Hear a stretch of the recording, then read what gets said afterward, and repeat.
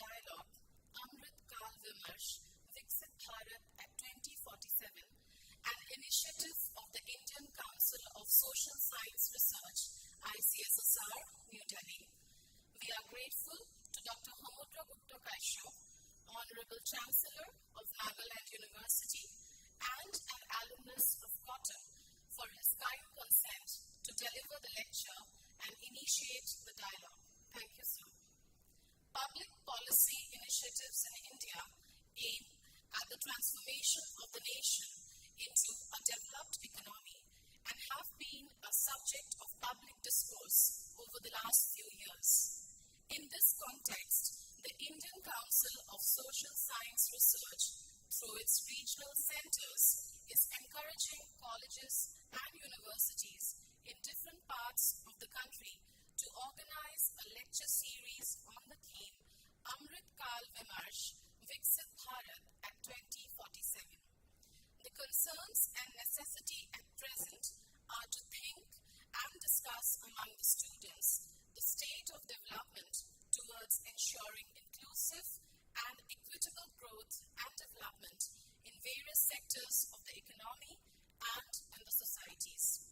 In India, at present, we have witnessed government schemes and public policy initiatives.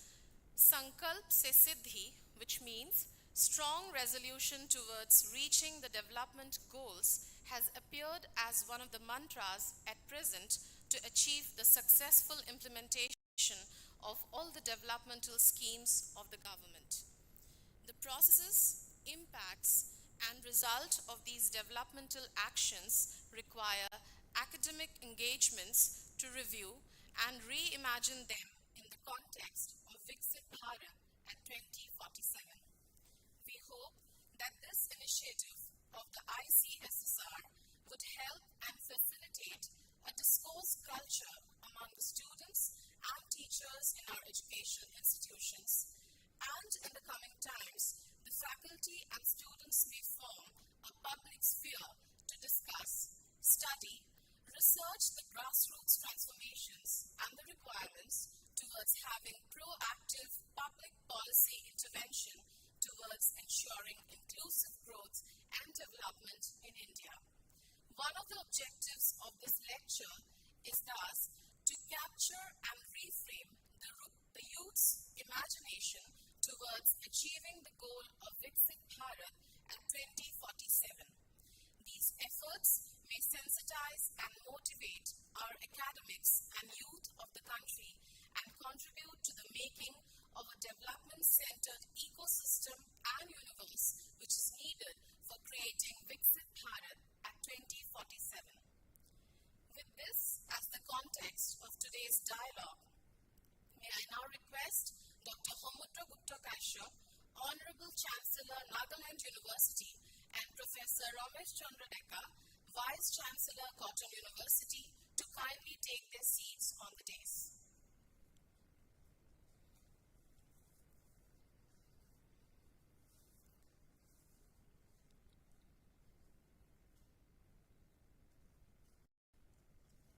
Can we have a big round of applause for our speaker and the judge?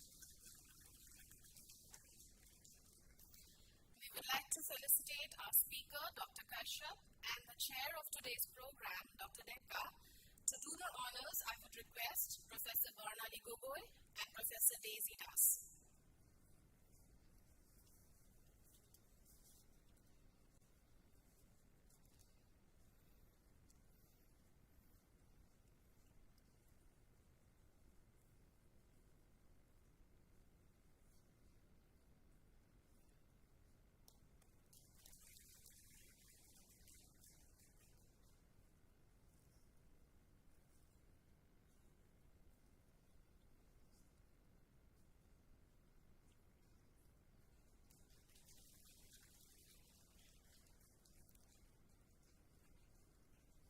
Thank you so much.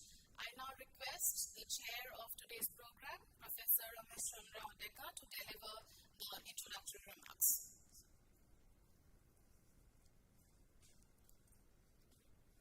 Namaskar. Good afternoon to everyone.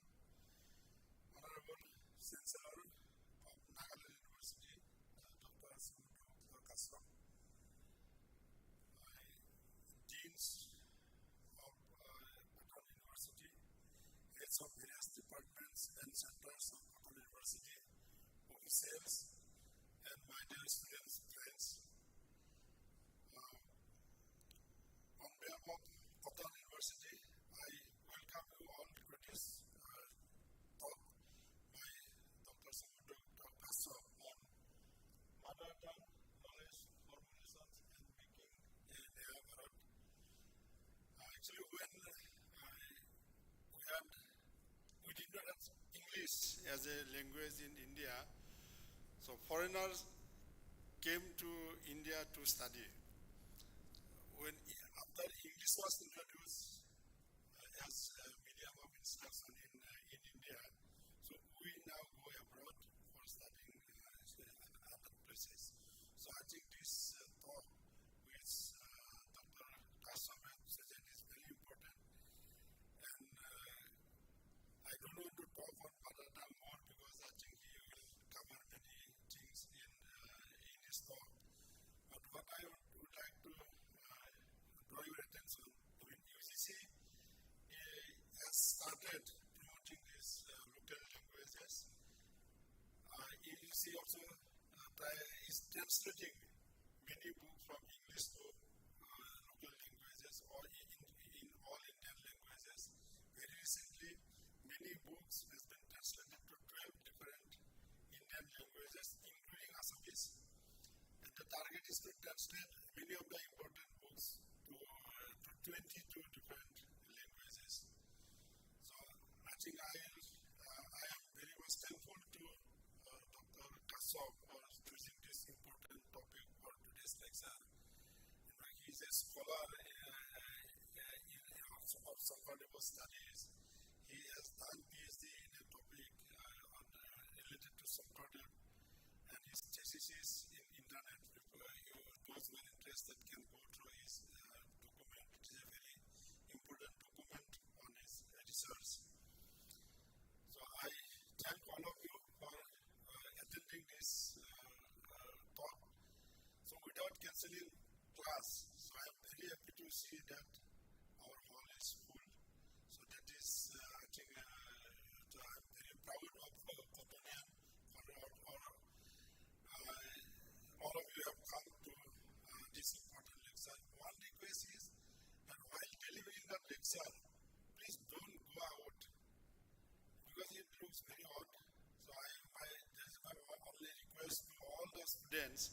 So you please listen to the talk which Dr. Kashyap is going to deliver, and please be here for maybe about 1 hour or 1.5 hours.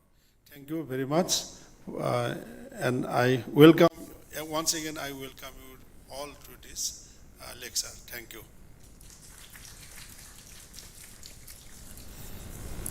Thank you so much, sir. We are indeed very honored to have amidst us Honorable Chancellor of Nagaland University, Professor Samudra Gupta Kashyap. Dr. Kashyap is a veteran journalist, a Cottonian, and an alumnus of the Indian Institute of Mass Communication, New Delhi. Dr. Kashyap's influence spans not only journalism but also academia, literature, and cross-border dialogues. So without any further ado, I request the Honorable Chancellor of Nagaland University to address the gathering. He will be speaking on mother tongue, knowledge formulations, and making of Naya Bharat.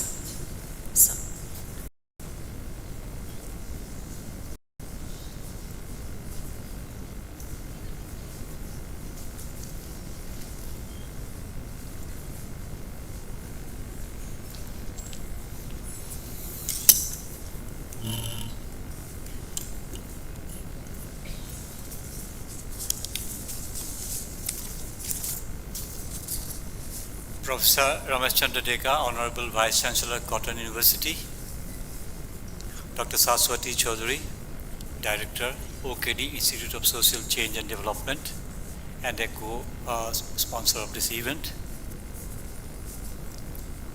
Learned deans of different streams of Cotton College, professors, other faculty members of Cotton University, students, invitees, and friends.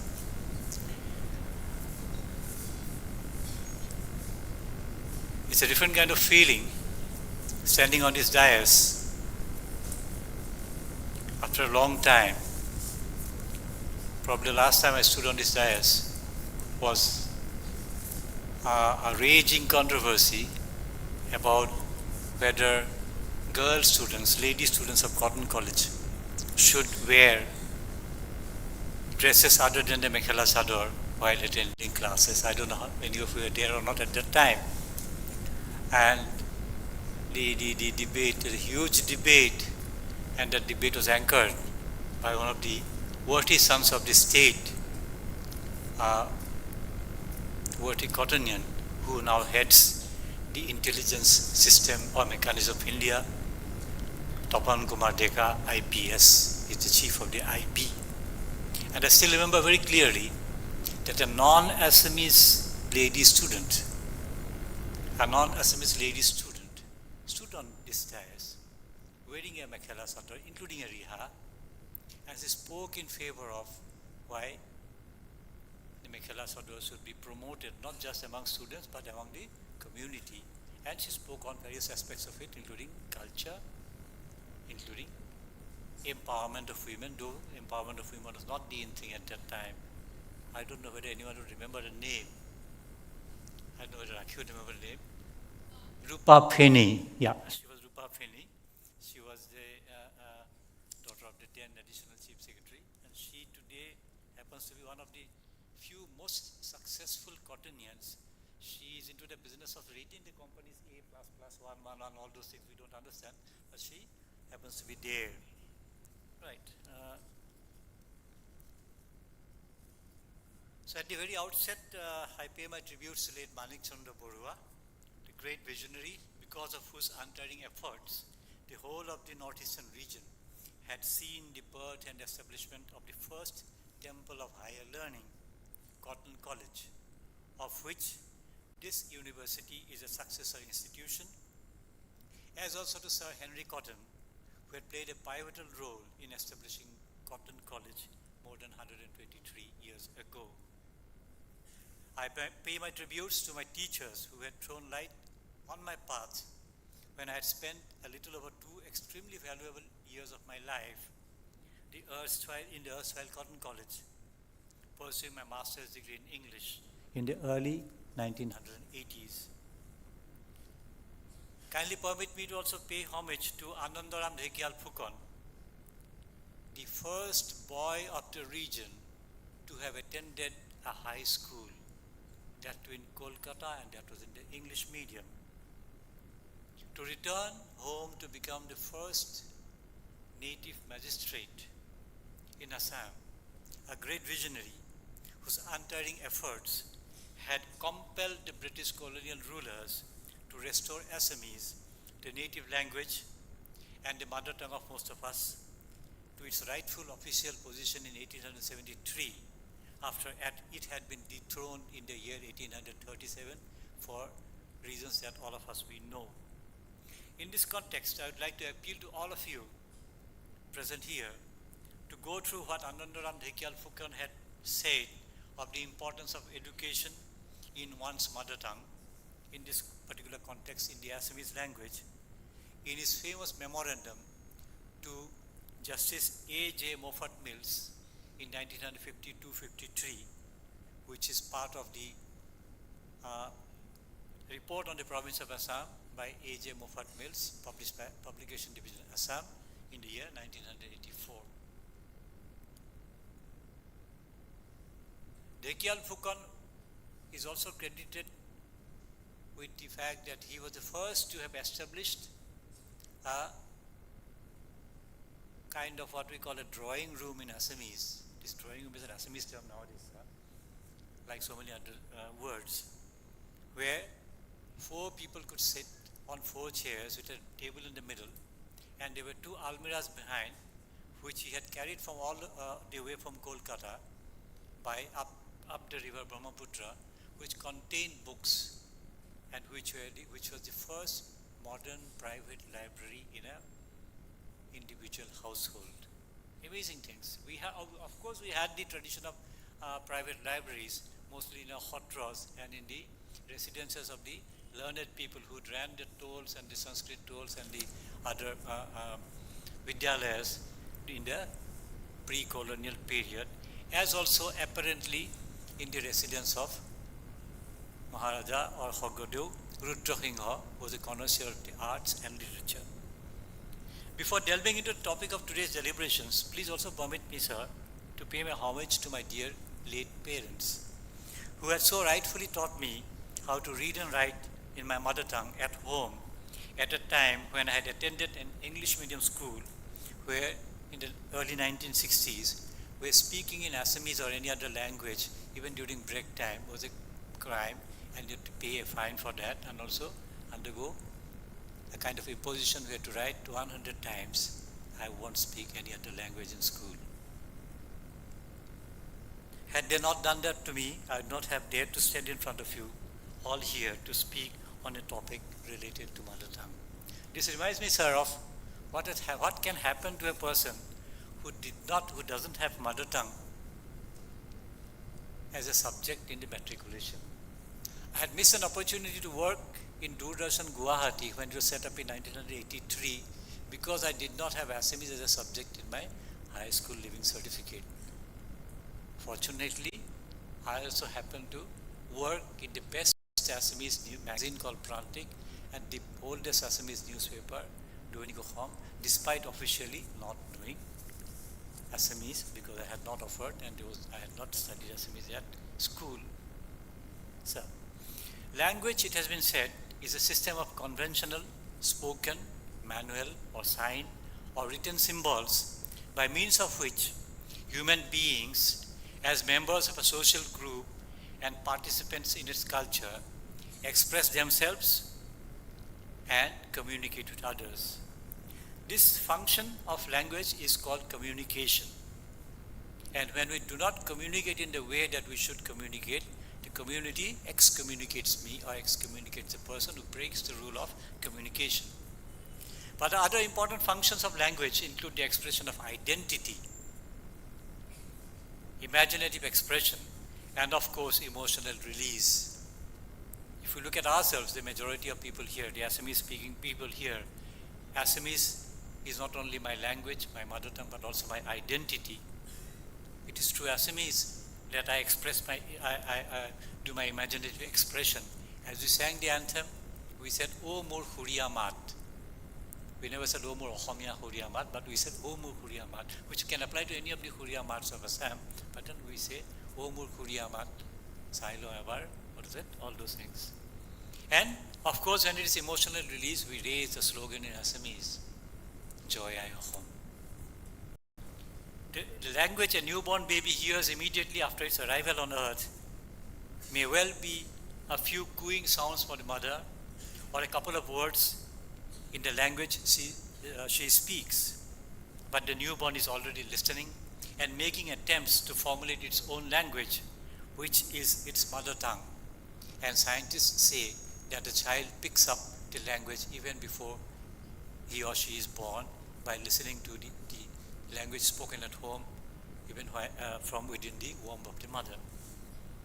Look at the basic advantages of knowing mother tongue. It helps a child know his or her parents, relatives, friends, and all those who surround her or him. And look at the kind of the words that we denote relatives in our own respective languages. When it is uncle, we do not know whether it is a peha or a khura or a moha or a dodaido or anyone else. But when we say khurado or dodaido, we know he is a younger brother of my father. When we say mohada, we know he is the husband of the younger sister of my mother. When I say jetpeha or jetado, we know that he is the husband of either my father's elder sister or my mother's elder sister. Look at the aunt and try to place the aunt with, somewhere beside a pehi or a mahi or a khuri or a jathai, or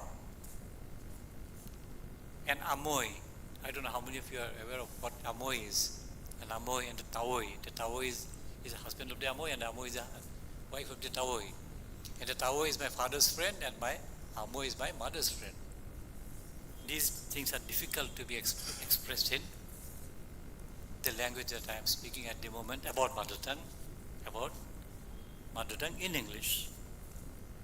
Way back in 1968, the country had adopted a three-language formula, which was formulated by the Kothari Commission.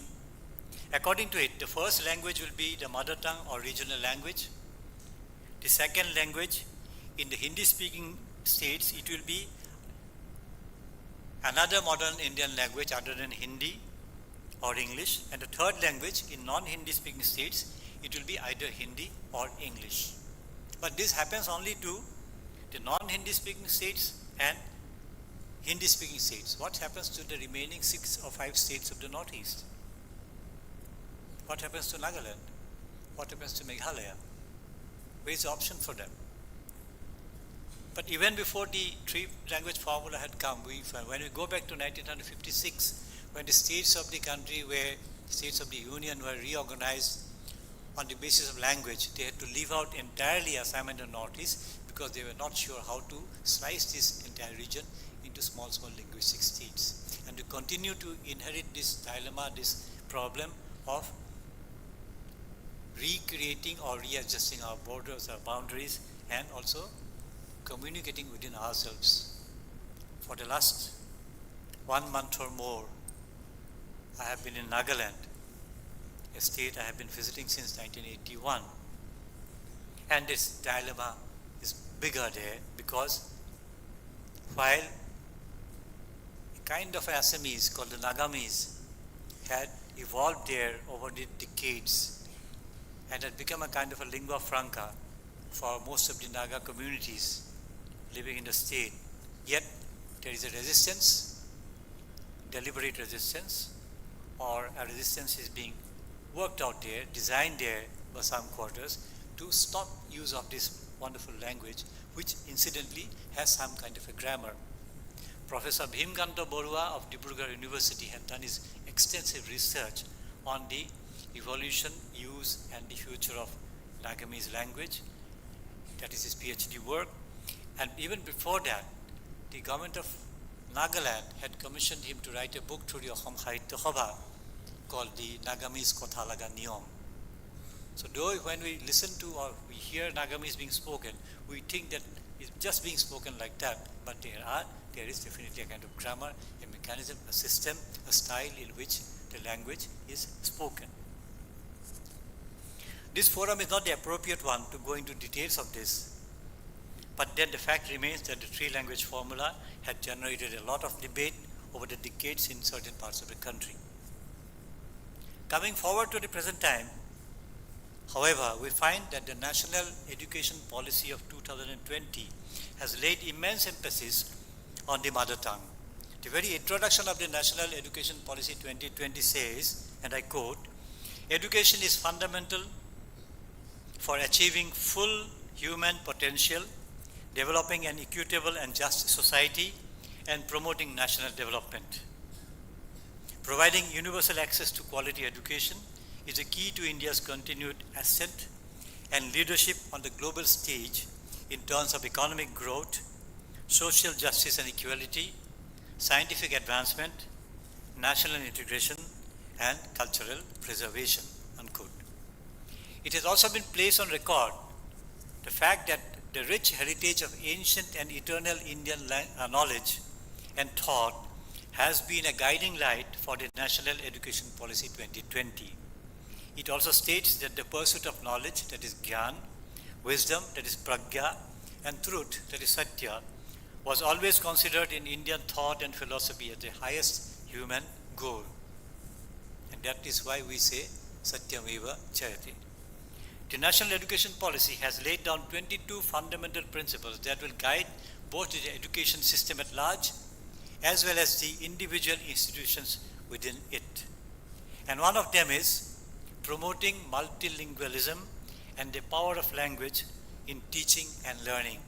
I'm sure this multilingualism is not the language that we hear on the FM radio, but in true sense, a multilingual kind of approach to teaching and learning.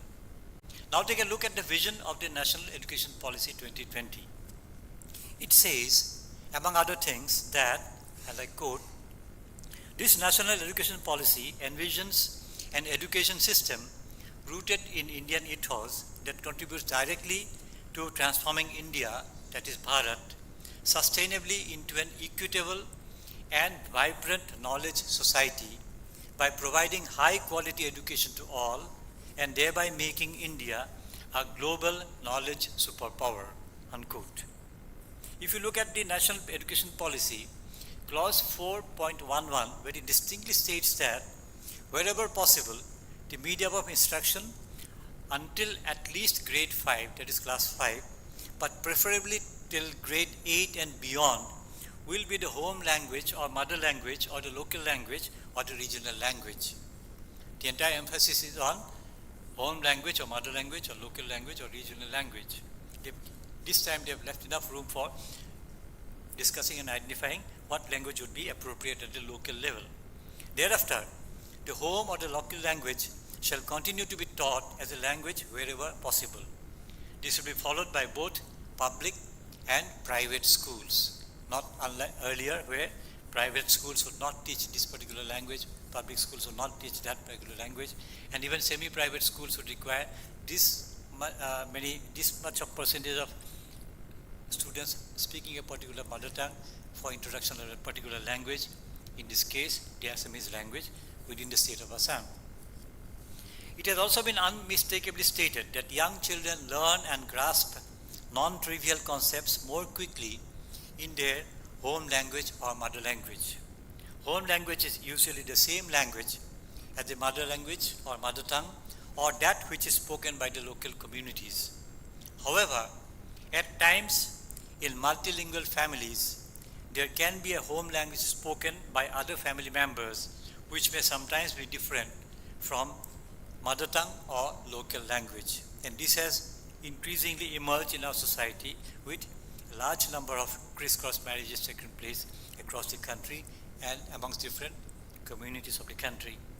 The new education policy has emphasized that high quality textbooks, including in science, will be made available in home languages and mother tongues, and that all efforts will be made early on to ensure that gaps that exist between the language spoken by the child and the medium of teaching are properly bridged.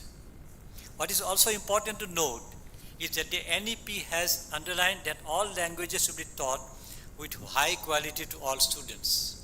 all languages will be taught with high quality, maintaining high standard and high quality to all students. A language does not need to be the medium of instruction for it to be taught and learned well. Even without being a language of instruction, a language can be learned. I know of a teacher in a college in Guwahati, which the college has a large number of, quite a large number of students from other hill states of the region, where the medium of instruction is Assamese, and in the first English class, one of the students from a hill state stands up and asks, "Ma'am, are you also going to teach us English and Assamese?" It's like that. The primary aim of the three-language formula is to promote multilingualism in India and to enable students to communicate effectively across the country. It also aims to strengthen national integration by exposing students to different cultures and languages and fostering respect for linguistic diversity.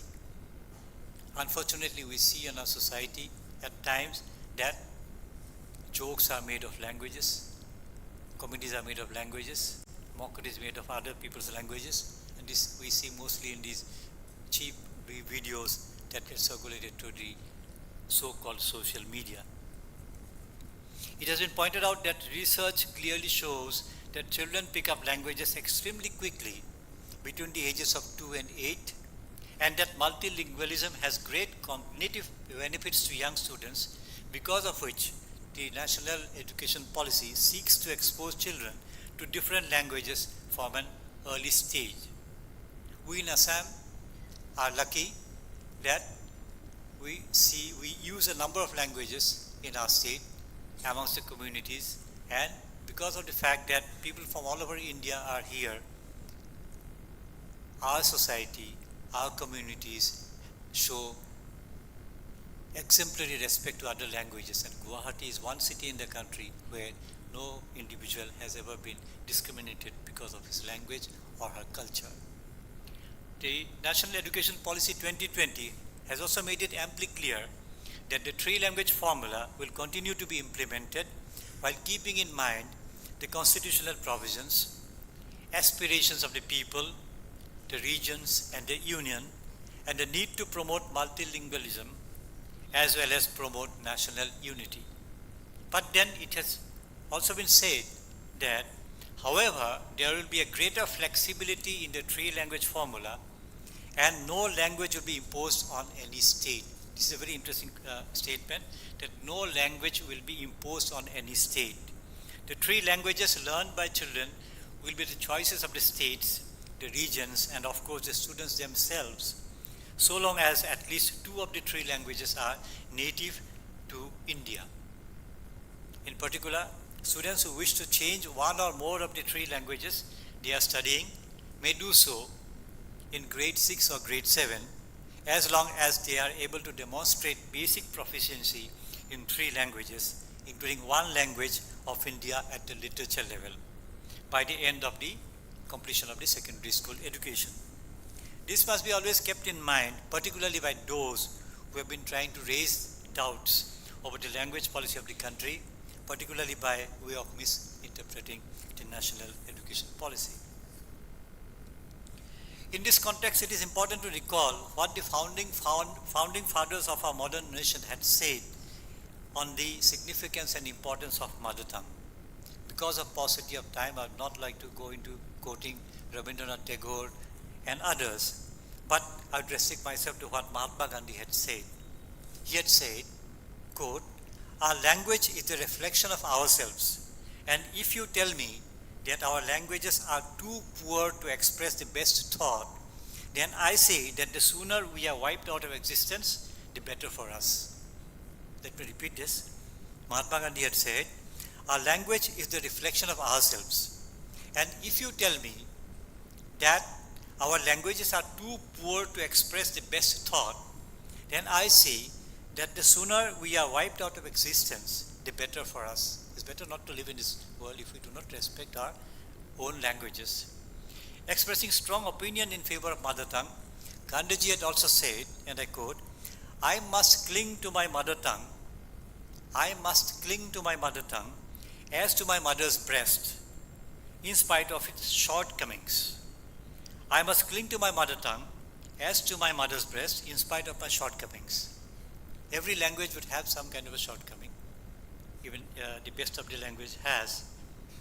And those of who have not studied English as a major language would probably be surprised to know that the history of the English language is not written in the English language. It is a translation of a book written in French. Was it Émile Leguy? Yep.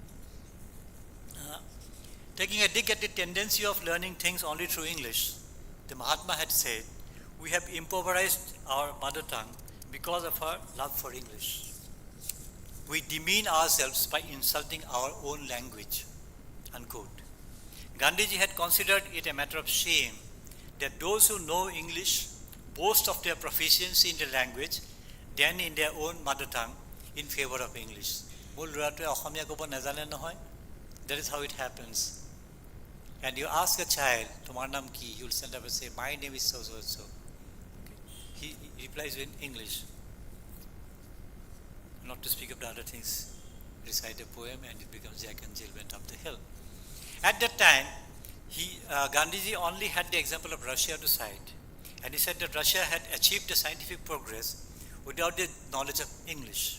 In contemporary times, in our times, we have the examples of Japan and China too, to say that they have achieved amazing scientific progress, technical progress, without resorting to or without taking the help of a foreign language like English, as we have tried to do. According to Gandhiji, it is a mindset that has created this gulf. He had said, it is our mental slavery that makes us feel that we cannot do without English. I can never subscribe to that defeatist creed. That is what he said. Looking back, we find that it was the Nayi Talim, which Mahatma Gandhi had proposed in 1937, which had first laid emphasis on making mother tongue as a medium of instruction, in addition to free compulsory education and skill training, what we are talking today in 2020, skill training to the students. Coming to the advantages of mother tongue, experts have said that mother tongue is a medium best suited for concept formation and cognitive flexibility that seems to contribute to enhance metalinguistic ability. I recently read a news story about a roundtable on education in mother tongue, organized by BITS Pilani, in which one expert is stated to have said that all available pedagogic evidence suggests that the most appropriate language for primary school education is the language of the child's social milieu or the mother tongue, because learning is necessarily linked to one's experience, which is intertwined with the context of one's life, unquote. It has also been found that the dropout rate is very high in schools across India where the medium of instruction does not match with the mother tongue of the child. Teaching cannot be a one-way process, experts have said. The system should focus on sensitizing teachers to the languages and how to divide the teaching process accordingly. Today, English has become the language of power. It is believed that easier access to English will deliver proficiency among the masses, but that may not reflect or represent the ground reality altogether. English continues to be a language of the privileged few to fulfill their individual or personal ambitions and hardly contributes to overall well-being of the masses of the country. Mother tongue, one must accept, is valuable due to several reasons. Mother tongue has been considered as vital in framing the thinking and emotions of people. Learning to speak in the mother tongue is of utmost importance for comprehensive development of a child's intellect. There are numerous benefits for a child who is fluent in her or his mother tongue. Mother tongue associates a child to her culture, ensures enhanced cognitive development, and above all, supports in the learning of other languages. This first impression and comprehension of a child about what is around him occurs through the language that the child hears from his or her mother communicating in, and this happens even before a child is born. Studies have indicated that many children across the developing world are not being able to learn much in school, with experts suggesting that teaching that in a language they do not fully understand could be the primary reason for this. But look at the benefits of learning in mother tongue. Experts have identified a number of such benefits, which include intellectual development, personal development, personality development, cultural development, commercial benefits. Most of the customers would be speaking in a language which would be the mother tongue. Communication skills, strong family bonds, strong foundation for learning skills, confidence and awareness of oneself, national pride, establishment of identity, to name a few. So questions, however, are raised about the efficacy of imparting education in the mother tongue, especially when it comes to studying science, engineering and technology, and other emerging subjects including artificial intelligence and data science. In this context, one can recall what former President APJ Abdul Kalam had said. He was always in favor of imparting science education to children in the vernacular languages to encourage creativity and enable easy grasp of the subject. He said, I quote, "Science education should be imparted to children in local language to bring creativity and enable easy grasp of the subject," unquote. He had also said, and I quote, "I studied up to the 10th standard through vernacular medium and later picked up English," unquote. This is true with most of the top Indian scientists. Almost all of them had mother tongue as the foundation for acquiring knowledge during their childhood. President Kalam had also emphasized that language should not be a barrier for growth and development of the learners. He was even in favor of mother tongue as a medium of instruction at school and even at the college level. But at the same time, he had also emphasized that English is an essential global link language. While mother tongue has these many advantages, there are also a lot of benefits of one being multilingual. While mother tongue builds the foundation of language in an individual, it is important to note that being bilingual or multilingual will also open up social and cultural opportunities for students and help one develop new perspectives. Language holds the key to understanding, and without it, any concept taught becomes meaningless. Research has proven time and again that students who are imparted education in their mother tongue find it easier to learn the information presented, retain it for a longer period, relate it to concepts acquired through mother tongue, and find it easier to understand the concepts and relate them to real life and to the society and the community and the real world where they live in.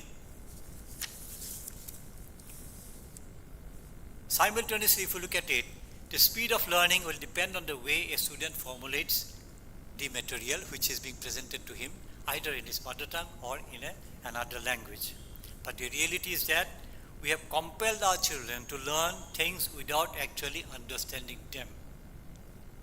Trying to learn things without understanding has been identified as one of the reasons why a lot of children who would otherwise be smart, otherwise be sharp, cannot pick up various ideas and concepts as they go to higher classes of learning, even in the post-high school.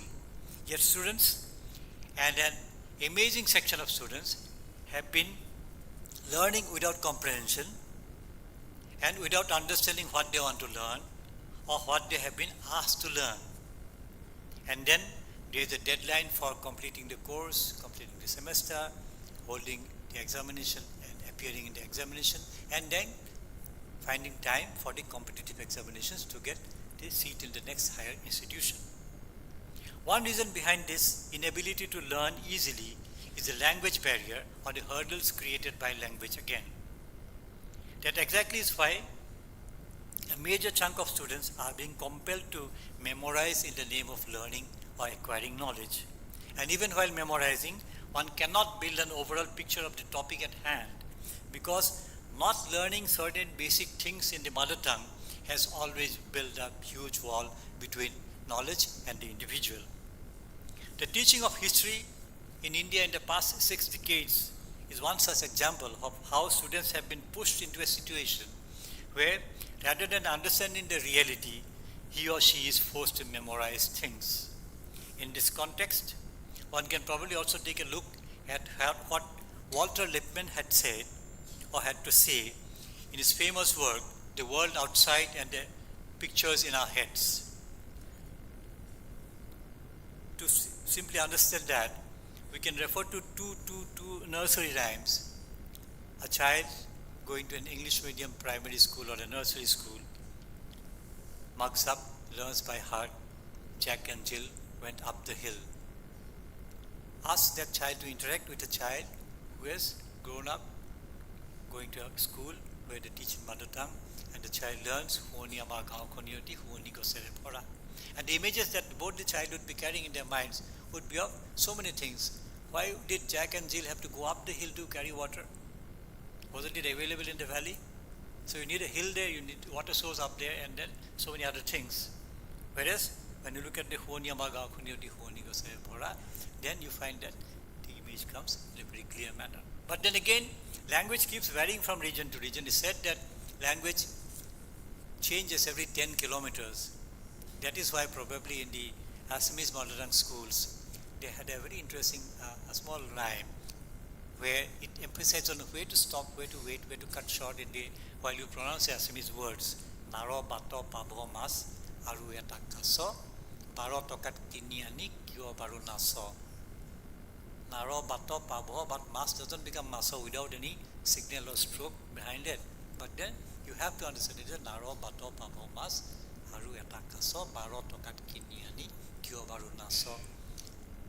And I've heard teachers, I've heard students who have learned it in school, nar bat pap mas aru eta kas. This happened. This happened.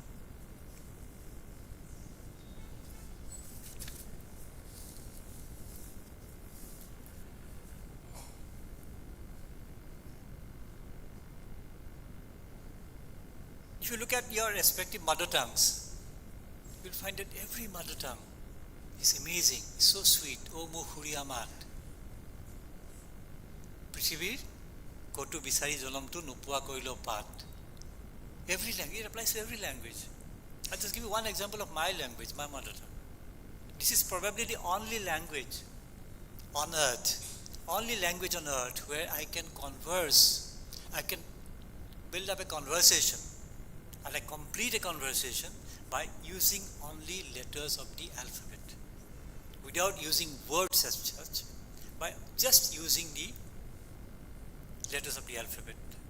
One letter will not only become a word, but becomes a sentence. I tell to Professor Descartes, law. Just translate it in English, it becomes please take, full stop.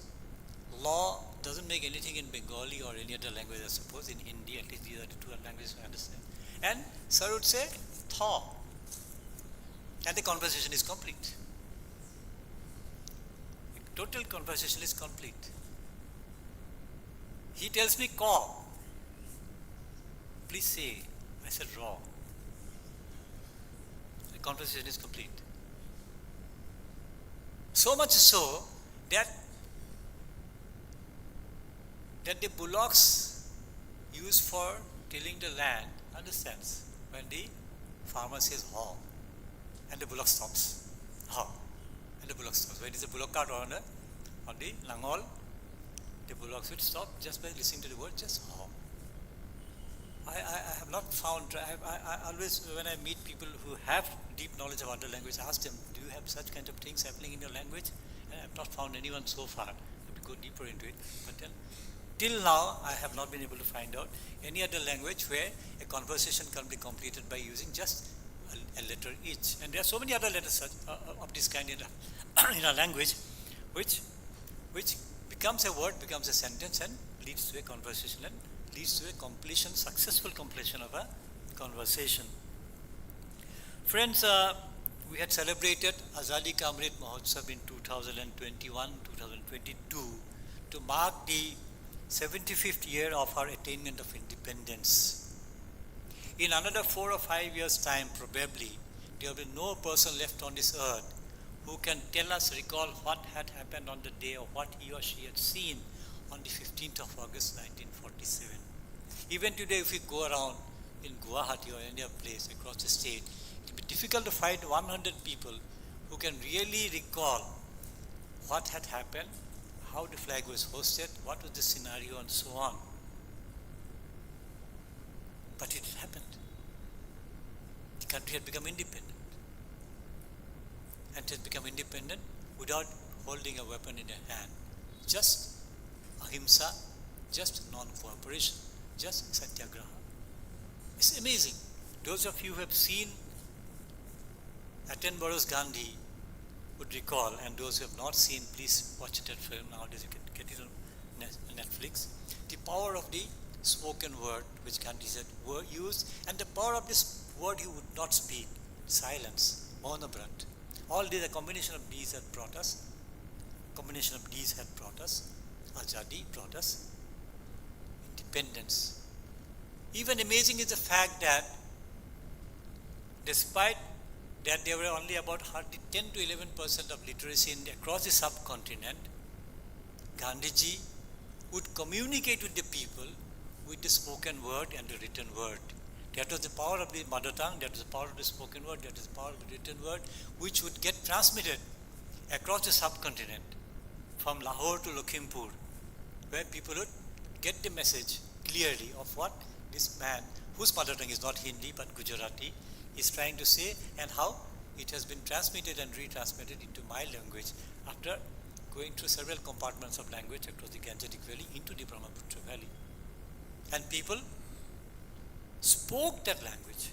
People spoke in that language in this land, in Hindi, and they sang songs of the freedom, despite the fact that a lot of them, I have heard an elderly person in a village, remote village near Golaghat, who sang me the entire song, Janda Ucha Rahe Hamara, in his own typical style, Janda Ucha Rahe Hamara.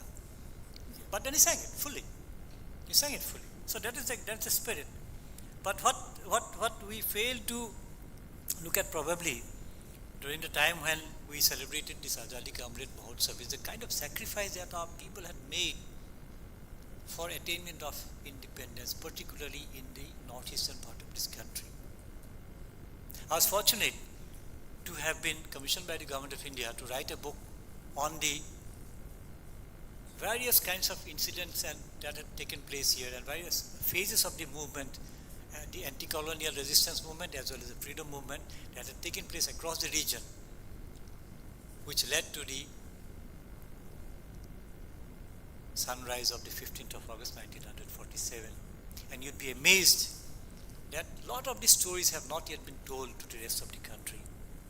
When you Google to find out who's the youngest martyr of the India's freedom movement, you'll still find Khudiram appearing there millions of times. Khudiram was 18 of Bengal. We have failed to tell ourselves, find for ourselves that the youngest martyr of the India's freedom struggle comes from Assam, from Dhikiajuli, and her name is Tileshwari Borua, and she was 12 years old when she fell to a bullet fired by the police of the colonial powers. Not only that, we have failed to tell ourselves, forget to tell the rest of the world, rest of India, that in the incident of Dhikiajuli 1942, September 20th, a sannyasi and a bhikhari, a monk and a beggar had also fallen to the bullets. Such a thing had not happened in Bengal or Bihar or Maharashtra or any other part of the country. In 1861, immediately after the First War of Independence, for the first time across the subcontinent, the first peasants' uprising took place directly against the British administration at Phulaguri between Roha and Nagaland. It has not been recorded in history. We have not placed it before the nation, and the nation had also failed to probably recognize this. The very interesting incident, sir, which has happened in 1957. There was a Chief Minister's Conference in Delhi, which was presided over by Pandit Nehru, and a book was released on the occasion called 1857. That book was commissioned by the Ministry of Culture and Ministry of Education, which was headed by Maulana Abul Kalam Azad, and the expert who was chosen to write that book was Professor Surendranath Sen of Calcutta University of that time.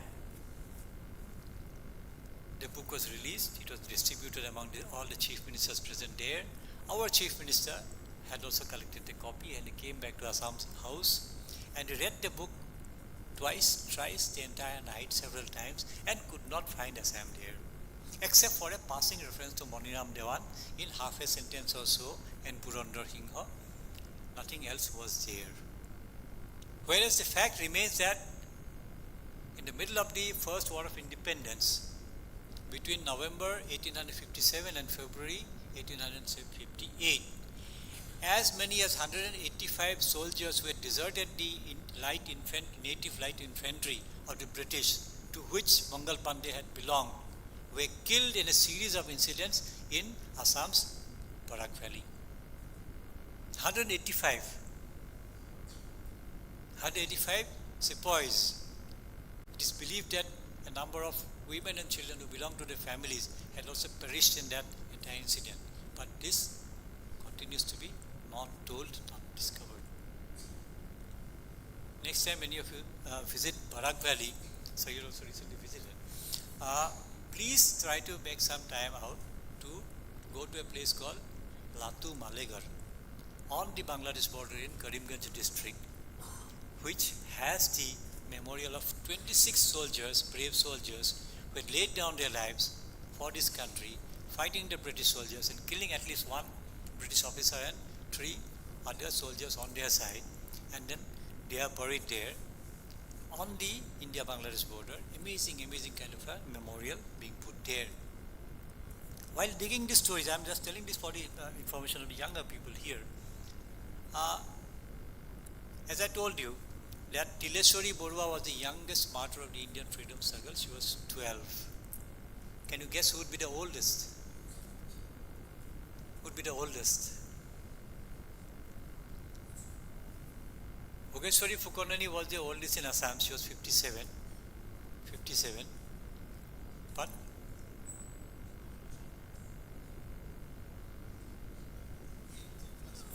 her granddaughter tells me she was 57. Okay, but there is also a very interesting thing that her name was not Bhogeshwari Phukonani. She was the wife of Bhogeshwar Phukon. That's the most interesting thing. Anyway, there were no birth certificates at that time. Even our generation do not have one. But then, yeah, it could be so. You never know. But the oldest martyr of India comes from Manipur. He was 80 when he was hanged, and his name was General Thangal. Not only that, General Thangal was 80. He had retired from the Manipur King's army around the age of 65, but had returned when a full-scale war broke out between the British and the Manipuris in 1891 on the 25th of April, after Tikendrajit and others had executed 5 senior British officers, including the Chief Commissioner of Assam, one by one, on an altar outside the gate of the Kangla Fort in the heart of Imphal, as you sacrifice animals in a religious function. And nearly 400 Manipuri Jawans, soldiers, fighters, brave men were killed in that battle that followed, which includes a very important battle called the Battle of Khongjom, Khonngom, which is remembered, immortalized with a ballad called the Khongjom Parva by the Manipuris, which is considered to be one of the most sacred ballads that they perform, sing, and preserve and pass on from one generation to the other. A series of such things had happened, including a very important incident in Cotton College during 1944, when the Second World War had happened,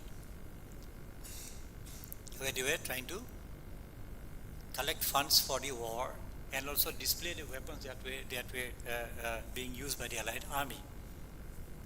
But even before that, The British began to occupy our land from 1825 onwards, 1824 onwards rather, 1824 they had hoisted the flag in Guwahati, 1825 in Simsagar, until they were located and the treaty was signed in 1826.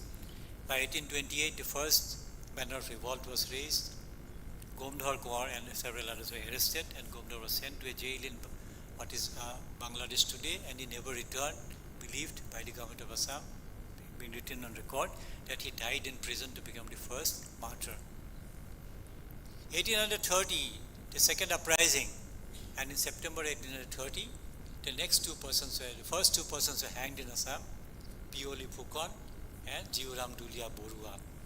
They were hanged in the northeastern corner of the Borpukuri in Simsagar. 1839, something very interesting happened, and we have still failed to recognize that or take pride in what had happened there. 1826, the British occupied Assam formally. 1828, something very interesting had happened at Hodia, where a young person called Chao Pru Lung Gohai, better known as Ronua Gohai, had established a school called Khamti Educational Cultural Center, which was taken over by the British in 1834, 1 year before the establishment of the present-day Cotton Collegiate School. And that school continues to run today in Hodia. As you go down from the Bhupen Hazarika Setu, about 2 kilometers ahead of that, in a village called Dukani Gaon, on the right side you'll find that particular primary school established in 1834. The same Ronua Gohai, or Chao Pha Plung Lu Gohai, on the 28th of January 1839, organized over 600 brave Khamti people and mounted a massive attack on the British station in Hodia in such a manner, so violent and so well calculated was the attack, that almost the entire station, they call it a station, was wiped out. About 85 Hindustani sepoys were killed, and the only British officer who was there at the time, Colonel Adam White, was cut into pieces, so much so that he could not be brought back in one piece to Bishwanath Chareli, which was the retreat headquarters of the British at that time. His body lies on the Bishwanath Ghat, which has recently got an award for being the best rural tourism destination. So next time we visit that, we should also go and see that place. By the way, so many interesting things are interrelated. I'm trying to tell this while telling the story of the Azadi, is that it was in that school which Ronua Gohai had set up that Miles Bronson, Brown and Cutter had set up the first school, or they had adopted that school. They were present in that incident on that day, but Ronua Gohai ensured that the American Baptist mission was not touched. They were asked to leave amid the chaos, amid the war, amid the battle, and they left hurriedly and shifted to Jaipur near Naharkatia. No such incident of one individual leading 600 men to attack a British post and wiping out the entire post in a couple of hours had occurred anywhere else in India. It had happened in Assam, it had happened in India, and within about 10 days or so, he was done to death. Ronua Gohai was done to death. There is no memorial for Ronua Gohai. There is no statue of Ronua Gohai till date. In the next few months, the first one is going to come up at Chowkham, and the second one probably at Hodia, at the initiative of local people. Small stories, but interesting stories. So I have a habit of stopping wherever I see a statue or a memorial. And in this pursuit, I found a statue near Koliabor of a lady called Guneshwari Devi, who happened to be the first woman in Assam to be arrested and the first woman also to be sent to jail. Small stories are there along the highway. As you go out, you first see Phulaguri, then you meet this lady, Guneshwari Devi. As you proceed forward, you will find a hospital near Bokakhat, between Bokakhat and Kohora, named after a person called, he's from the tea garden community. He had also died in captivity and he had attained martyrdom. Another lady, in whose name also there is a hospital there, she was arrested. She refused to sign a good conduct statement, a good conduct undertaking, and she died of bleeding because she was 5 months pregnant at that time. But we do not have a memorial for her. Luckily, recently a local hospital has been named after her. Small things that had happened. In Meghalaya, somehow or the other, record keeping has been better, and all the three great heroes from the three great communities, the Khasi, Jaintias and the Garos, have been well documented, so much so that in the State Assembly and in the Raj Bhavan, they have the huge portraits of the three heroes, Tirot Singh, Patogan Sangma, and the third one, he was a Jaintia hero. In Mizoram, a lady called Ro Pui Liani, she fought bravely, killed one officer and several Hindustani Jawans, but ultimately to be captured, put into jail in Chittagong. She died in Chittagong jail around 1889 or so. And it was only recently, about 5 years ago, that the government of India decided to honor her, as well as another great fighter and a great hero called Pasaltat Khuangchera, who had also defeated 2 companies of the British while trying to defend the land from occupation by the British. These stories do not find mention in any work of history, whether of Surendranath Sen, or of Banerjee, or of Ramchandra Guha, or of anyone else. Even in our own histories which have been written, we do not find all these mentions. Comprehensive history doesn't cover freedom movement as such, Borguzaris, and political history leaves a gap between the comprehensive history and what had happened in the anti-colonial movement. But things are very interesting to be noted, because small incidents which probably would inspire us to learn more. I have a friend whose grandfather had come down all the way from a village in Nagaland, in the Naga Hills, to see Mahatma Gandhi in 1926 in Pandu. At that time, the British had issued an order that no hillman would go down to Assam and attend any such meetings and functions which relate to the anti-colonial movement. This young man decided to come down. He was the son of the chief of a village called Chanki in Mukokchong. He came down to Golaghat, he and 2 others, met Shankar Barua there, who was the local leader, who was the one of the president, I think he was the president of the district congress at that time, and they changed over to dhoti and kurta and paguri and boarded a train, reached Guwahati, had an audience with Gandhiji, went back, and on reaching home, the foothills, they were denied entry into the Naga Hills. That is the kind of spirit that was there at that time. We have not told these stories, we have not tried to find out these stories. In a lot of our functions, we sing this song, this chorus, which was written by Ambikagiri Rai Chaudhary. What is it?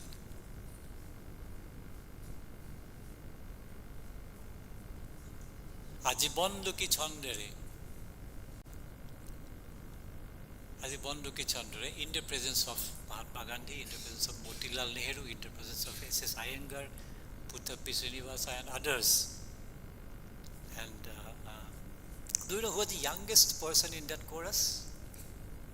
The youngest person in that chorus,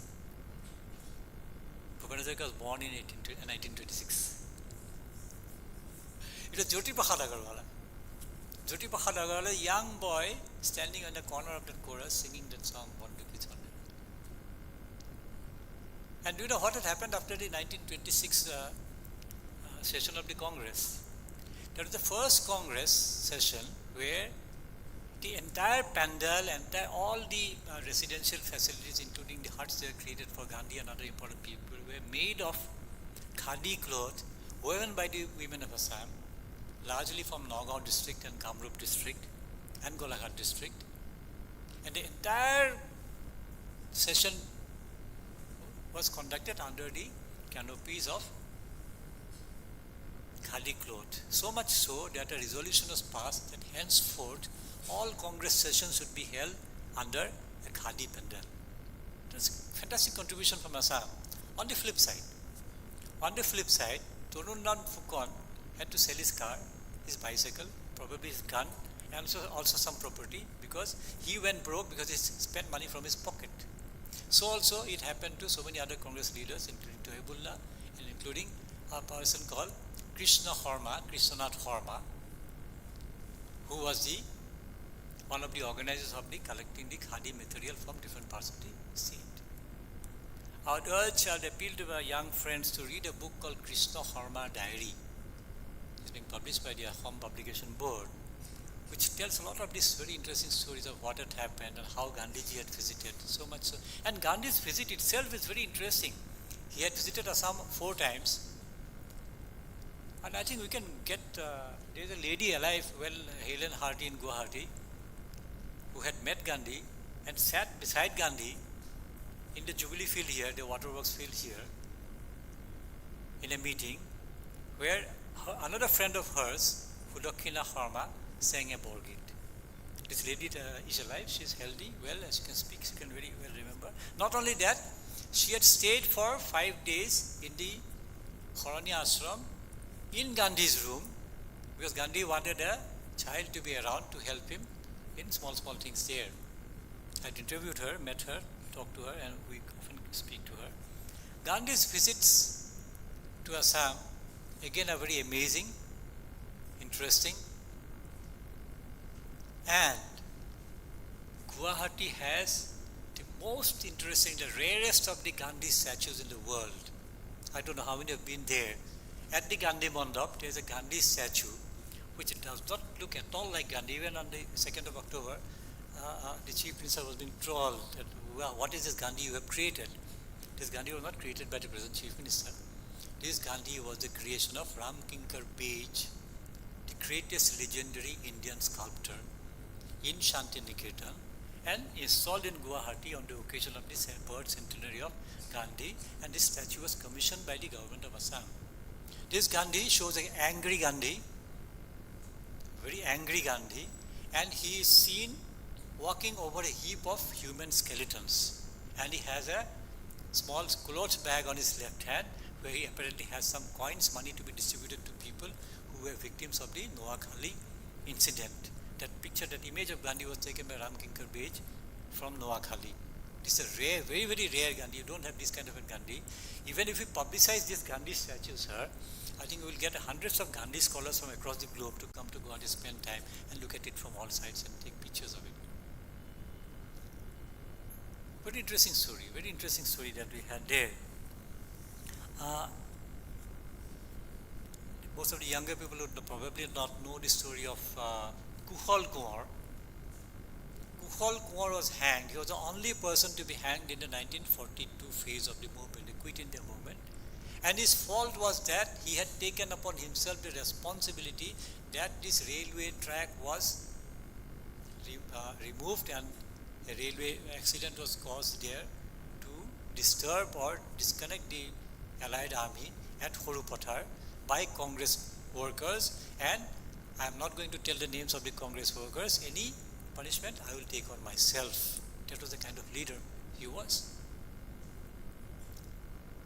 Young people should also probably be taken to Jorhat jail, which was the meeting place of all the all the top leaders were jailed there, and most of the important decisions of the Assam leaders at that time were taken inside that jail, including a lot of the writings of Gopinath Bordoloi, Krishna Horma, Fakhruddin Ali Ahmed, and others.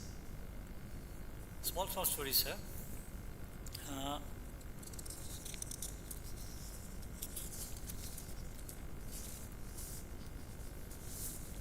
Looking forward, our Prime Minister has declared that post Amrit, Azadi Ka Amrit Mahotsav, the next 25 years is Amrit Kaal for the country, from 2022 to 2047, this Amrit Kaal, and it is during this 25-year period that our country dreams to become a developed country, upgrading itself from a developing country, a recognition which has to be earned through hard work. It's very, very important, particularly for students, to understand how are developed countries defined or marked or recognized. What are the indicators that lead to recognition of a country as a developed country? How does the United Nations, the World Bank and the International Monetary Fund, they sit together and look at these indicators and then recognize a country?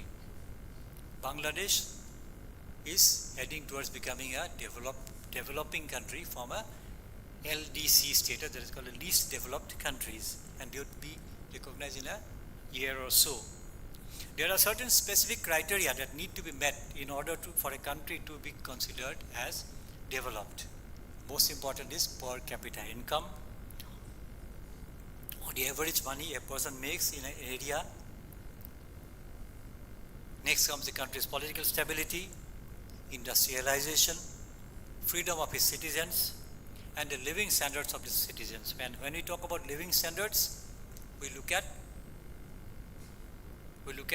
something called HDI, the Human Development Index, which includes maternal mortality rates, infant mortality rates, birth at weight of a child, the longevity, the average age that a person would live, apart from gross national product, which is related to economic activity, which are some of these parameters. Now, how do we meet those parameters? How do we fulfill those parameters to achieve this status of developed country? It's simple. We don't have to work hard, because the entire global community had sat together in the United Nations and formulated what we call the Sustainable Development Goals. The 17 Sustainable Development Goals, once fulfilled in right earnest, would lead any country in the world to become a developed country. India has already made remarkable progress in certain areas, but then we are yet to really achieve even 50% or so. But if you look at it, the 17 SDGs or Sustainable Development Goals are all integrated. You cannot fulfill one alone. It has to be fulfilled in integration. And if you look at it closely, you'll find that each one of them finally comes down to the mother, comes down to the woman, comes down to the child. A child is healthy, the nation is healthy. A mother is well, everything is well within the nation. That is the concept of the SDG that the government of India has adopted. So, the SDGs talk about ending poverty, ending hunger, putting a full stop to HIV/AIDS, and above all, bringing an end to discrimination against women and girls. The creativity, know-how, the technology, the financial resources from all of the society is necessary for fulfilling the SDGs in order to take India to that desired goal of becoming a developed country. It is a fact that we are still lagging behind in fulfilling or reaching the goals. But then, with the kind of determination and hard work that we can do as a whole, it should not be an impossible task. After all, 25 years is not a very short period. It is a quarter of a century. And I think we need to hold regular discussions on the SDGs in various departments in the university, so that every individual can understand and identify the role he or she has to play in making the country achieve this goal.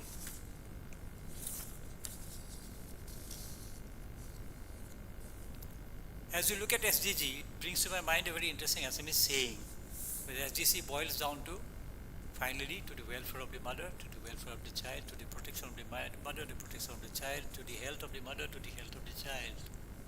And that very interesting equivalent we have in Assamese is Airu Barta Gangaru Jatra.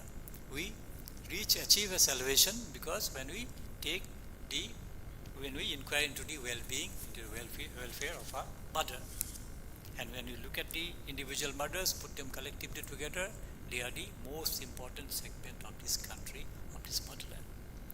Prime Minister Modi, who has been at the leadership of this massive effort to make our country a developed country by 2047, has been talking of the next 1,000 years. We are not just talking about 25 years, but he is also talking about the next 1,000 years. He has said that we will take decisions one after the other, and the golden history of the country for the next 1,000 years is going to emerge from it. If you look back, you find that we have been just going forward, marching forward only on the foundations of the 5,000-year-old civilization that we have, that has made this country different and made this country great. The events taking place in this period are going to impact, in these 25 years, events that would take place would impact on the country's future in the next 1,000 years.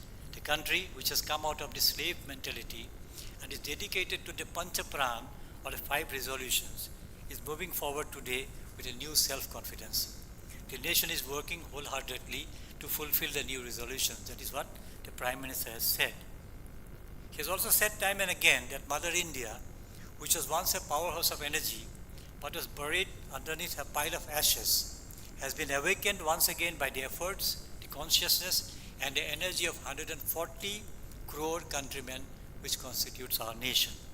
He has said, Ma Bharati has been awakened, and we have experienced in the last decade or so that this is a period in which a new trust, a new hope, and a new attraction has emerged all over the world towards India, towards the potential of India, and the world can see a spark for itself in this beam of life that is emanating from India. A new trust is growing around the world. That is what the Prime Minister has said. But sitting in Guwahati, if we look around, we see that we are at the epicenter of all that is going to happen in the next 25 years, not in India, but across the globe. Because we in the Northeast belong to 2 very interesting neighborhoods. Internally, we belong to the Northeastern neighborhood of 7 states. And externally, we are surrounded by so many interesting countries. China, huge country, Bhutan, a small country, Nepal here, Myanmar, a difficult country in difficulty, Bangladesh, a vibrant country, to be declared a developing nation very soon. Everything is happening here. Not just that, if you go beyond that, go to the Bay of Bengal, things are happening in Bay of Bengal. A new alignment has happened in the strategic world, where in the West you have the US, on the extreme you have Japan, and here we have India with the entire epicenter, or with the entire center of activity or the center of gravity happening in the northeastern India, and Bangladesh, of which we saw one step which has been fulfilled recently, that is the inauguration of the Situate port in the Kaladal multimodal transit and transport program. So everything is happening, beginning to happen around us, around the Northeast, Japan there, and we know what are the reasons behind it, that the whole global game is today China versus the rest, and India is going to play a very important role with Japan, with Bangladesh, with Myanmar, with the South Asian countries, and with the US and the developed West on the other side, and South Korea here. Now this again is very interesting. So if we look back to the 1940s, we see that the world that we are in today, the post-Second World War that we are in today, again had taken a shape, taken a new road from the Northeast. The battles of Kohima and the Battle of Kohima and the Battle of Imphal of 1944 were the turning points of the Second World War. If the Japanese had won that war, if the Allied forces had lost that war, those 2 battles of the war, things would have been different. After the fall of Kohima and Imphal, it would have been the fall of Guwahati, fall of Kolkata, fall of Delhi, fall of Lahore, and the fall of the entire democratic world, entire world that we live in or belong to. So this is not the first time that we are going to experience this kind of a thing, or we're beginning to experience something of which is happening in my front yard, in my backyard. But this is the second time we are seeing it happen. Probably the 3rd time, if you go back to 1671, when the Mughals were defeated, the Assamese had inflicted the most crushing defeat on the Mughals, leading to the downfall of the Mughal Empire itself and resisting the forward march of the Mughals to Southeast Asia. Probably this is the 3rd time that something is we are going to witness. But there lies the challenge before us, that we do not want our young people to be mute witnesses to this entire development, but to become active partners and stakeholders of this new development that is taking place around the Northeast, around the Southeast Asia, around the Bay of Bengal, in the Pacific region, and so on. And I think there lies the responsibility of institutions like an institution like Cotton, where we prepare our young people to become important stakeholders and important players of this new game. It has been rightly pointed out today that while countries around the world are witnessing an age structure that is growing old, we are talking about young people, our country is moving energetically towards its youthful age structure. It's a period of great pride because today we have the highest population under the age of 30. This is what we have in our country, the youth below the age of 30 years. Our country has crores of hands, crores of brains, crores of dreams, crores of resolutions, because of which we can get the desired results of not just making India achieve the developed nations tag in 2047, but then also preparing ourselves for the next 1,000 years and preparing ourselves to become partners of a new world order. I think we also take a glance at the development aspects that have happened. India has created a strong economic base and is poised to achieve the status of the developing country, as we have said. Our projections indicate that India at 2047 can exceed a per capita income of $26,000, which is almost 13 times of what we have today. The nation has also strengthened its physical and social infrastructure in the last 75 years, particularly in the last 25 years. At the time when India attained independence, the average age of a person, life expectancy of a person was 32 years. Today, the average is 69.4. 69.4 means 69 years, 3 months. And the highly literate states like Mizoram and Kerala, the life expectancy or the average age a person live has already crossed 75 years. Maternal mortality, which was 20 at the time of independence, has dropped down to 1.3. 1.3, that means 1.3 pregnant women out of 1 lakh pregnant women today die during or around the time of any complication arising out of pregnancy. Infant mortality rate used to be 133 about 50 years ago. It has come down to 30. Next year it is projected to be 26. That is, out of every 1,000 babies born alive, today 30 continue to die before attaining the age of 1 year. Till about 30-40 years, it was 133 out of 1,000. Assam is not, of course, doing very well. We are still the second worst state from the bottom. But then these are very, very interesting indicators that we need to discuss, need to talk about if we want to make our young people partners of the entire development process leading to declaring India as a developed nation. So I think I have taken a lot of your valuable time.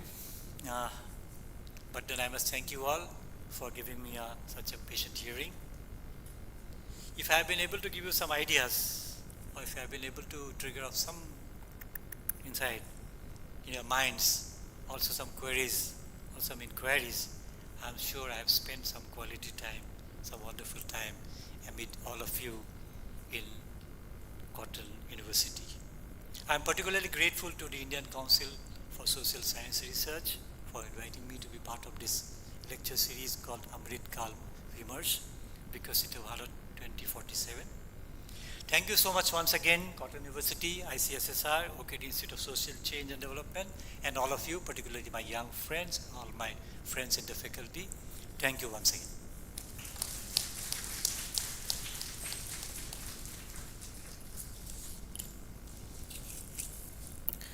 Thank you so much, sir, for reminiscing your days at Cotton and for highlighting crucial aspects of language, mother tongue, identity, the trust on mother tongue and local and regional languages in the National Education Policy 2020, the Sustainable Development Goals, and of course India's position in the New World Order.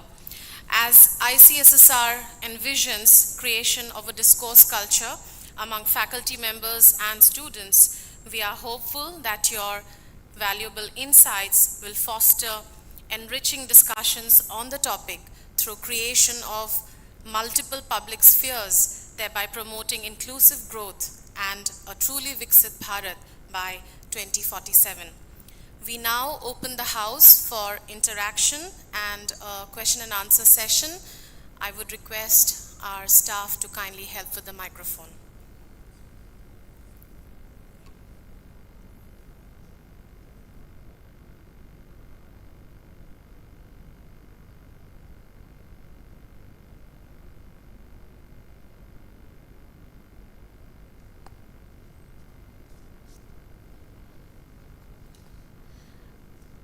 It's good afternoon and thank you so much for the wonderful presentation. It's not a query as such, but I would like to bring to your notice the fact that Cotton University's publication cell in the very recent times has brought out a text working on the unsung heroes of the freedom struggle. And in that text, which I'm Bernali Sharma from Department of History, and it was from our department's initiative that this book was edited, and we have covered a host of women freedom strugglers who remain unsung. And in that text, we also included the characters which you had just mentioned. Bhogeshwari Fukonani was there, Tileswari, I think Borua, Guneshwari Devi, and a lot of other characters which remain unsung. We have actually documented their history. And apart from that, there are certain characters which really remain unsung, like characters like one Forseni Begum. She was from the Garigaon area of Assam, and she had been very, strongly she had been involved in the non-cooperation, 1921 non-cooperation movement that happened from Torunram Fukan's house. She had been instrumental in mobilizing the women around Garigaon and Pandu area, and she had also been very strongly associated with the Pandu session of the Congress. So this is not a query as such, but I'm very proud to inform you that Cotton University has in fact brought out a book where in recent times, and we have documented the history of many such unsung heroes of the freedom struggle. Thank you.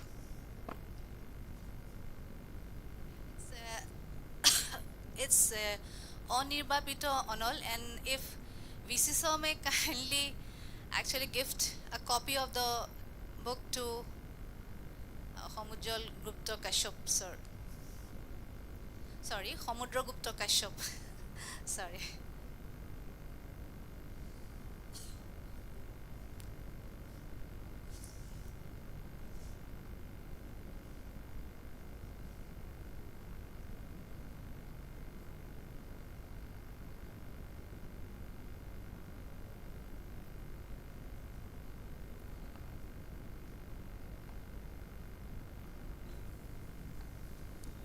Thank you for the suggestion. I'm aware of that. I think I can't see Okuntita here. She had told me about it. Yeah, she had told me about it because there was just preceding that, just before that book had come out, there was a seminar where I met her and we were discussing these issues there. But one book which needed to be actually reprinted around this Azadi Ka Mahotsav was Professor Dipti Sharma's book. Yes. It's an amazing kind of work she had done. Yeah. She had almost gone down to every village to identify a name and find out the names of the ladies who had sacrificed so much in that. These actually need to be told. I don't know why we have lagged behind. This book should have. She was not around here at that time. I tried to contact her. She was on the stage, Deepti Baidu. Yeah, it's out of print now actually. It's out of print. It should have been. This was the best time to have to get it out there. Sure. I want to tell you something in regard to this. Anyway, we'll come back to it.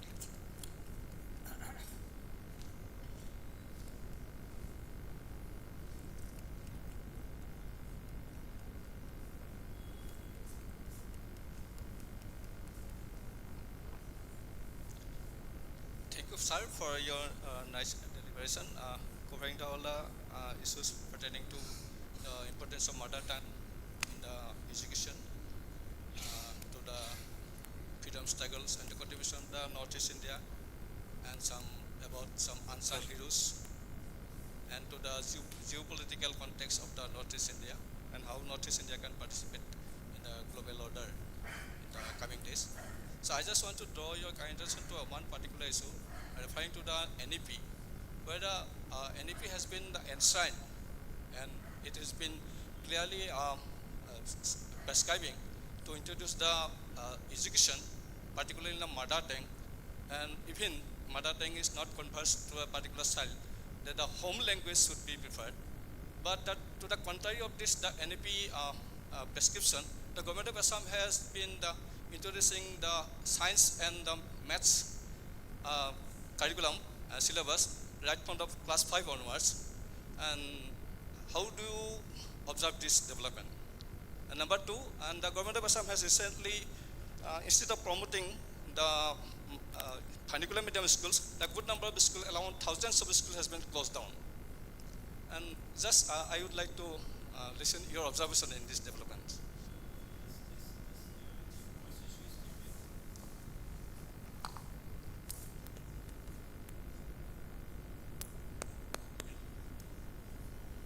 I think the first is a slightly political issue into which I won't burn my fingers there. Okay. The second is a social reality. It's a social reality that the closing down of schools. I tried to find out what exactly. I think it can make a very good study for OKT Institute of Social Change and Development. In my native village, 4 schools have closed down because none of the, even forget about the school teachers, all the people around there, they are not sending their school children to those schools. A, because we know the quality of teachers, those who were recruited in the previous 20, 30, 40 years, not but as I told you, that is what is happening. So nobody will take a risk of sending their children to schools which are not really up to the mark. The teaching level is not up to the mark. That is a reality, I believe. I do not have any documentary evidence with me to tell you the statistics, but this has happened. The quality has really gone down. Only with the introduction of these new process of recruitment of teachers that things are improving. This is not only happening with teachers. We know, we've seen what has happened with the recruitment of officers. The whole batch will have to go to jail, and the government has already recently said that we will not be able to function without 2 batches of officers missing. That's the reality.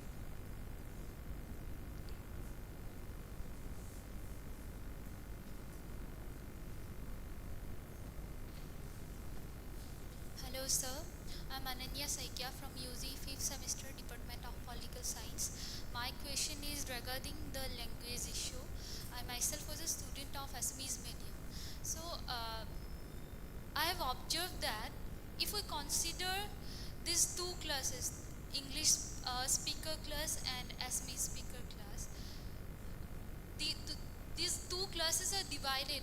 Actually, if until they come together, it won't be possible for us to overcome these issues, because English speaking class is just clinging to that their own sphere. That means at the same time, while we are clinging to our own mother tongue, at the same time we should make that effort to make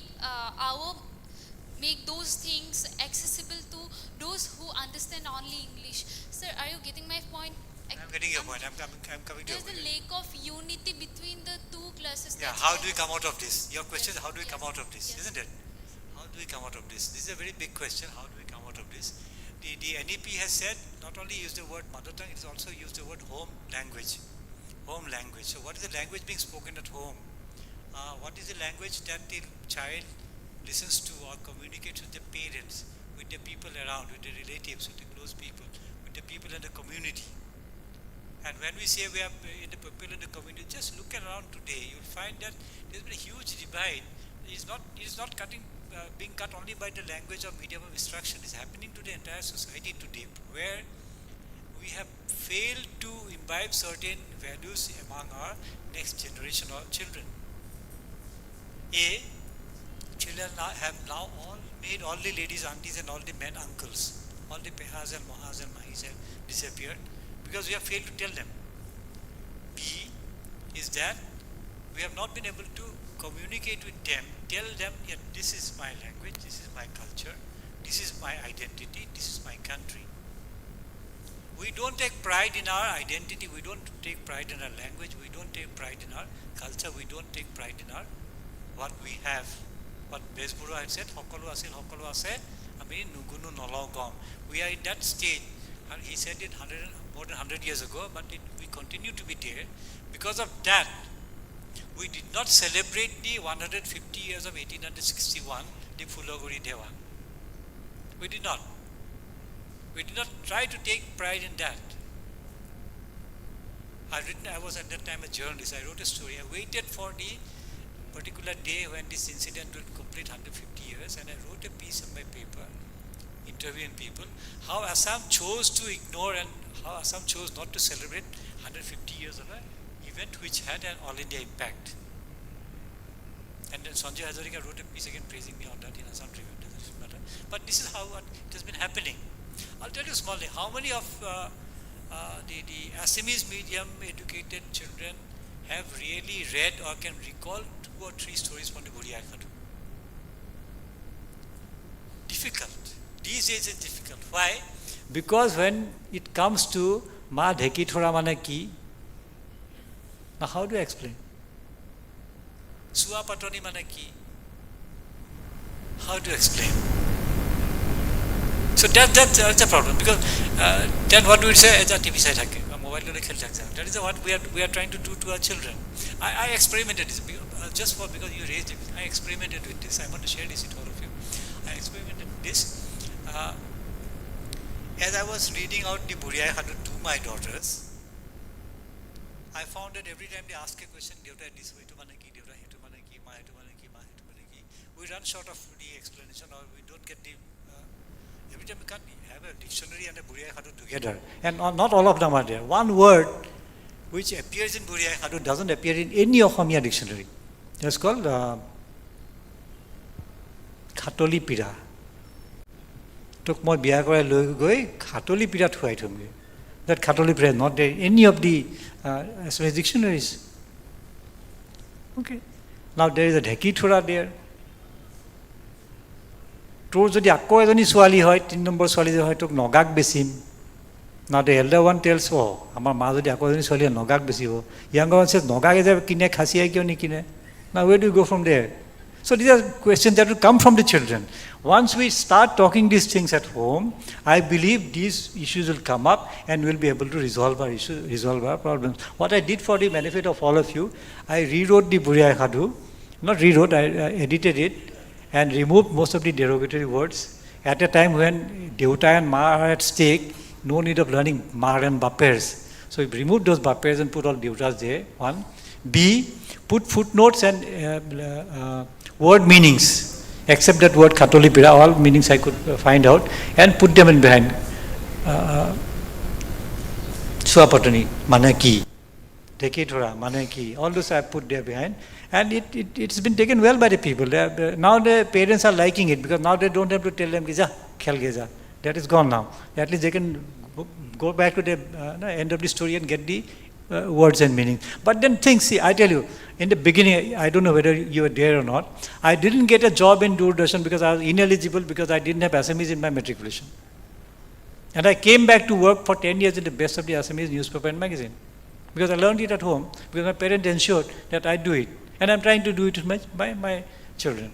So if we can do it, this can happen at home. This university or college cannot do that. A law cannot do that. A law cannot teach me Buriya Khadu. A law cannot make me sit down for a pratana in the evening as we go home. It has to happen to yourself from within. And when we say within, that within comes from the mother, I believe, and that mother is being well defined in the Sustainable Development Goals. Every goal goes down, boils down to the welfare of the mother, to the empowerment of the mother. Somebody said, no, give me a good mother, I'll something. I'll create a good nation. It's like that. I don't know whether I've been able to meet your query. But things can happen and things have to happen, and I think all of us, we can make things happen. And if, what was it said? If what cotton thinks today, Assam will think tomorrow. So let us think and do it. Let the rest of the state, the rest of the people do it. Right?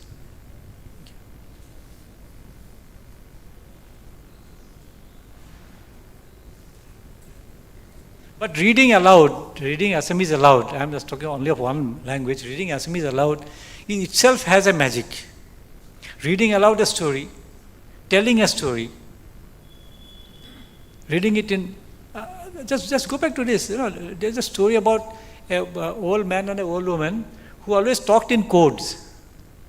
Everything they had coded. The old man would not ask him, call him Hoye Buri, or he also not say Hoye Bura, but then, and the conversation goes on in codes.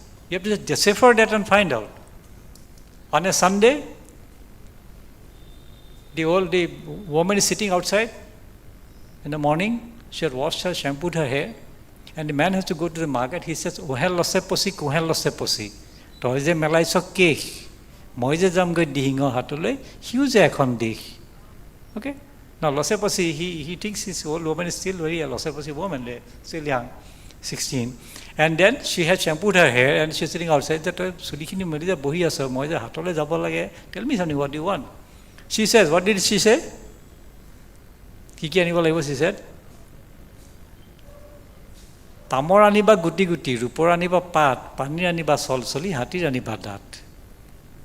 So this man went to the market, Dihingo Hatole, near the Dihing river, and he meets lots of friends from this side of the Dihing and that side of the Dihing. By the time he reaches home with all these things, it becomes quite an abeli there, and he says, oh, Rupor anilu, guti guti, Tamor anilu pat, Tamor anilu guti guti, Rupor anilu pat, Pani anilu solsoli, Hati anilu dat. So all that she had ordered, he has brought. Now it is for us to find out, Kiki anile. And then Buri said something to him, that go and wash yourself and come, I am getting you ready. As he sits down for the jolpan, he finds that something is missing. What is missing? Koliu ase, kondoliu ase. Bogi ba keheloi gol. The bogi is missing in the jolpan. She says, Liksona puteka sip tori singile, bogi susur moihul. You have to find out what is happening to my language, the magic of my language. He said, Bhibi ba keheloi gol. Whereas Vivi at that moment, how could the Liksona Putex cut that thing? He said, Rishirado Puteke, Kedatu Maile, Vivi Bonova Hegola is for you to find out how did the old man and the woman, Koka and the Aita spoke amongst themselves. So that story, you take it forward. There's so many such stories. Kon Gaot, Hal, Buraburi Asil, and the rest is magic, I tell you. The rest is magic with my language. Ko, Lo, Tho, Ho, Bo. Finish. Thank you.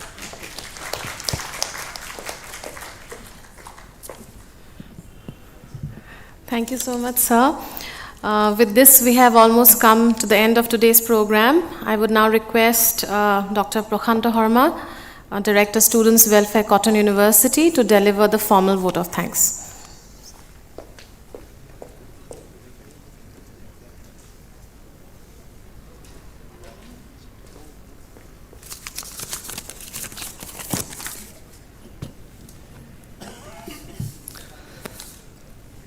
আমি পোনপ্ৰথমে শলাগৰ শৰাই যাচিছোঁ আজিৰ অনুষ্ঠানৰ বক্তা নাগালেণ্ড বিশ্ববিদ্যালয়ৰ সন্মানীয় আচাৰ্য doctor সমুদ্ৰ গুপ্ত কাশ্যপ ডাঙৰীয়ালৈ। তেখেতে অতি সাৱলীলভাৱে বিষয়বস্তুৰ ওপৰত অতি মনোগ্ৰাহী ভাষণ প্ৰদান কৰে। আমি শলাগৰ শৰাই আগবঢ়াইছোঁ কটন বিশ্ববিদ্যালয়ৰ সন্মানীয় উপাচাৰ্য অধ্যাপক ৰমেশ চন্দ্ৰ ডেকা ডাঙৰীয়ালৈ। তেখেতে অতি ব্যস্ততাৰ মাজতো ইয়াত উপস্থিত থাকি অংশগ্ৰহণ কৰাৰ বাবে। আমি শলাগৰ শৰাই আগবঢ়াইছোঁ কটন বিশ্ববিদ্যালয়ৰ সমূহ শিক্ষক, বিষয়া তথা কৰ্মচাৰীলৈ। শেষত আমি শলাগৰ শৰাই আগবঢ়াইছোঁ আজি ইয়াত উপস্থিত থকা কটন বিশ্ববিদ্যালয়ৰ সমূহ ছাত্ৰ ছাত্ৰীলৈ। ধন্যবাদ।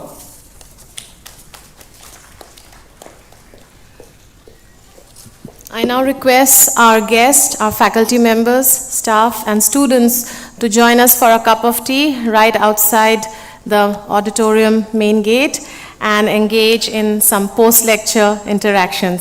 Thank you so much.